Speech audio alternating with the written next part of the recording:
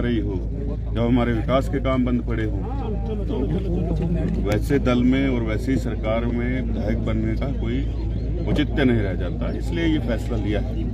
और धर्मशाला के लोग जानते हैं, मेरे कार्यकर्ता जानते हैं कि बहुत दिनों से चर्चा चल रही थी कि हालात ठीक नहीं है और हमको कुछ ना कुछ कड़ा कदम लेना पड़ेगा, और उस कारणवश ये हुआ है।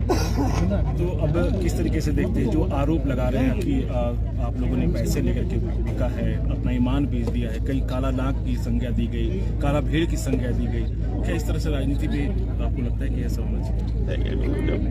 बुखलाया हुआ व्यक्ति क्या नहीं कहेगा कि वो अपना कोनुबा तो संभाल नहीं पाए, और जिस व्यक्ति की जैसी सोच होती है वैसा आरोप लगाता है।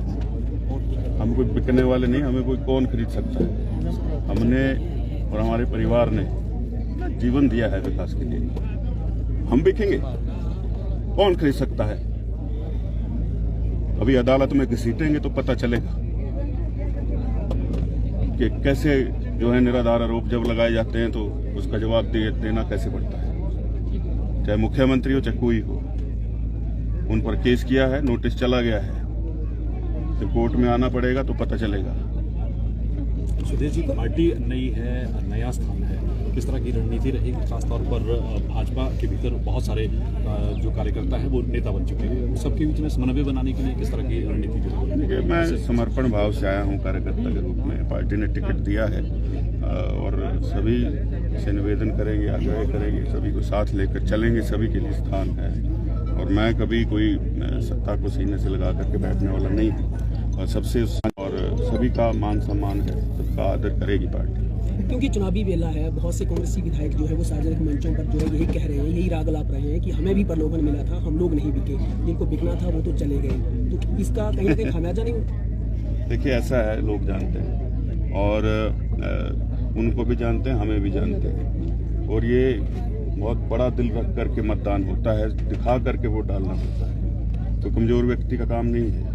और हमने अपनी अंतरात्मा की आवाज़ सुनी है और मतदान किया है ऐसे व्यक्ति के पक्ष में जो हिमाचल का था, उस व्यक्ति के पक्ष में नहीं किया जो बाबरी मस्जिद के समर्थन में जो है उच्चतम न्यायालय में वकील थे, उस व्यक्ति के पक्ष में नहीं किया जो कि सेस के खिलाफ, इसी सरकार के खिलाफ जो है वो केस लड़ रहे थे सुप्रीम कोर्ट में। उस मुख्यमंत्री को विरोध करना चाहिए था, ऐसा उम्मीदवार क्यों दिया?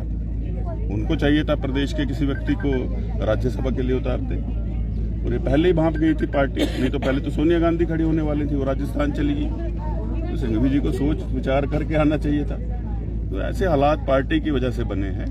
पूरे प्रदेश में बिखराव का माहौल हो गया है, पूरे देश में कांग्रेस पार्टी जो है वो विघटन की ओर जा रही है। ऐसे समय में धर्मशाला के हित के लिए और विकास कार्यों के हित के लिए ये निर्णय लिया। सुधीर जी, भाजपा दावा कर रही है कि अभी और भाजपा में शामिल होने वाले, और आपने भी सरकार बदलने वाली है, आप भी कह रहे हैं। क्या लगता है कितने लोग और आ सकते हैं, और क्या कुछ आने वाले समय में होने वाला है? जैसे इस आंकड़े का पता नहीं था, उसका भी पता नहीं चलेगा। ये तो आगे देखिए क्या होता है। सुधीर जी, आपने शिमला के रिज मैदान पर एक स्टैचू लगाने की बात कही थी, उससे क्या अभिप्राय है? देखिए, जिस व्यक्ति की राजनीति में बौनी सोच होती है उसका उसके कद के बराबर ही बुत लगेगा, तो मैंने कहा उसको सरकाज़म कहते हैं। तो राजनीति में इस तरह की टिप्पणियां होती हैं, उनको थोड़ा दिल रखना चाहिए। वीरभद्र सिंह 6 बार मुख्यमंत्री रहे, उनके लिए तो वो जगह नहीं दे रहे हैं। तो हमने कहा कि अंतिम मुख्यमंत्री हैं कांग्रेस के, परमार साहब के साथ 1.5 फुट का बुत लगा देंगे। सुधीर जी, राज्यसभा का वोट कास्ट करने के बाद काफी लंबा वक्त आपने बिताया, क्या डर था?